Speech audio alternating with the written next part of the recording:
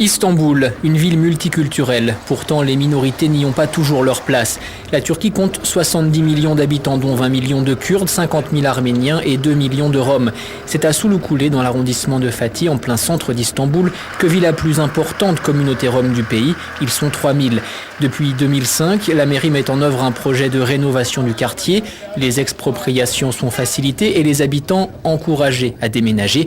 En matière de réhabilitation de quartiers défavorisés, l'Europe a de l'expérience. Et si l'eurodéputé vert hollandais Joost Lagendijk est d'accord sur le principe, il plaide également pour que les erreurs commises en Europe ne soient pas répétées.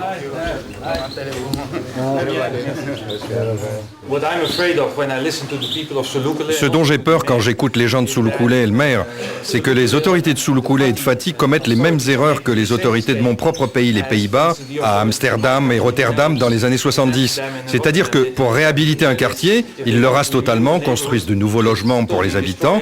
Les habitants ne peuvent pas vivre là et c'est le tissu social qui est détruit.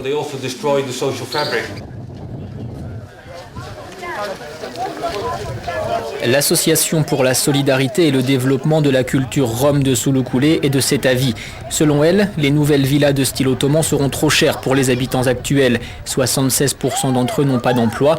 Rien d'étonnant dans un quartier où 30% des habitants sont analphabètes et 34% n'ont que le niveau de l'école primaire. Aussi, les habitants sont très attachés à leur quartier, en plein centre historique. Ils y vivent depuis plusieurs générations. La situation des Roms préoccupe la Turquie, mais aussi beaucoup de pays de l'Union européenne. Le sujet a donc été évoqué lors d'un déjeuner organisé par le maire de Fatih avec la presse et l'association de Sulukule.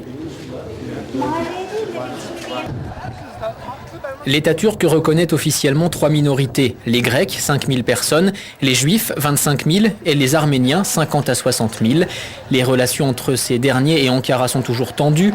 L'Arménie exige la reconnaissance du génocide arménien de 1915, ce que la Turquie refuse, et se plaint des églises spoliées. Une vieille injustice qu'Ankara essaye de réparer. Une loi approuvée mi-février autoriserait les fondations à reprendre possession des biens et propriétés confisqués.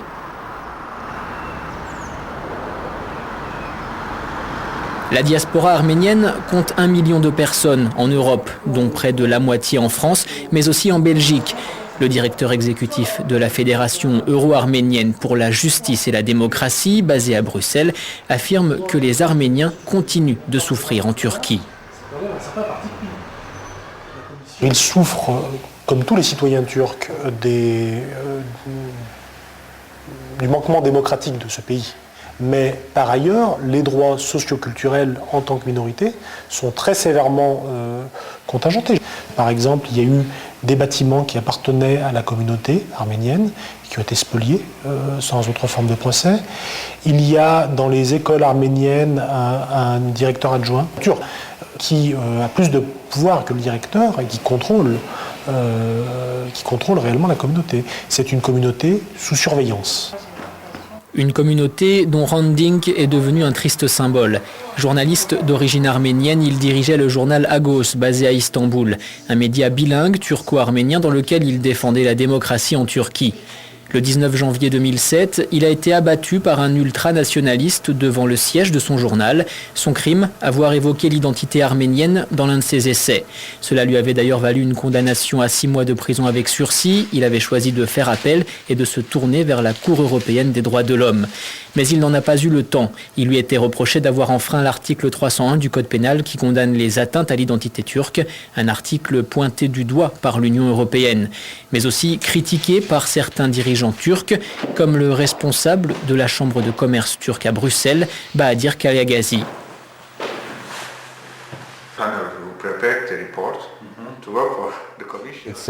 Cette loi est anachronique, adoptée dans la logique de la guerre froide. Et il est ridicule que cette loi existe encore aujourd'hui. La Turquie a déjà adopté plusieurs lois, ce qui explique pourquoi la Commission européenne a déjà qualifié la Turquie de pays respectant suffisamment les critères démocratiques de l'Union européenne. Mais il reste des lacunes à combler. Certains aspects de la loi pourraient être améliorés et il faut également une meilleure application de certains autres aspects. Cela va prendre du temps, mais pas trop, parce que la Turquie est engagée dans le processus d'adhésion à l'Union européenne.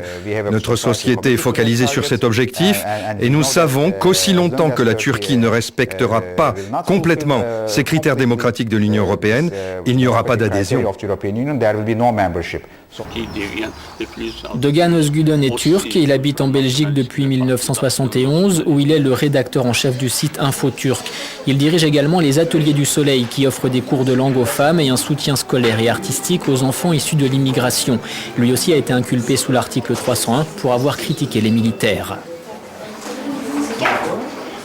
La constitution qui est en vigueur en Turquie, c'est une constitution militariste qui a été imposée après le coup d'État militaire de 1980. Et donc, il est tout à fait basé sur une idéologie kémaliste et ultranationaliste. En plus, il nie beaucoup de droits fondamentaux des peuples ou bien des minorités ethniques et religieuses. Pour cela, nous revendiquons toujours que cette constitution soit modifiée entièrement.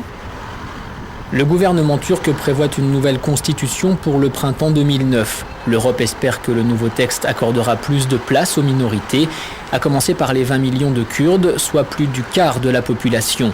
Bien qu'un parti politique pro-kurde siège au Parlement turc, les Kurdes n'ont toujours pas le droit de parler leur propre langue et d'avoir leurs propres écoles privées.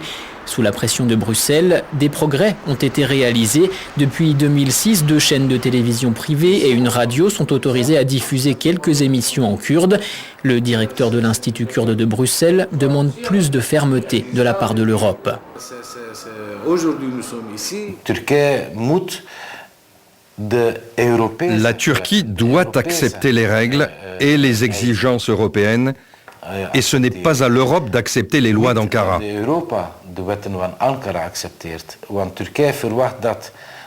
La Turquie s'attend à une adhésion à la turque et il faut mettre fin à cela. Aussi longtemps que l'Europe agira avec hypocrisie dans cette affaire, cela restera inacceptable pour les Kurdes.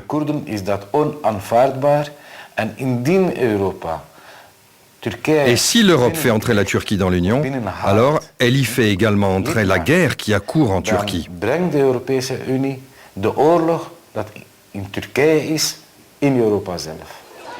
Le Parlement européen a invité Kurdes et Turcs à s'asseoir à la même table début mars pour discuter de la place des minorités dans la nouvelle constitution. L'initiative rassemble socialistes, libéraux et verts, mais pas le groupe du Parti populaire européen et des démocrates européens, le plus important de l'hémicycle.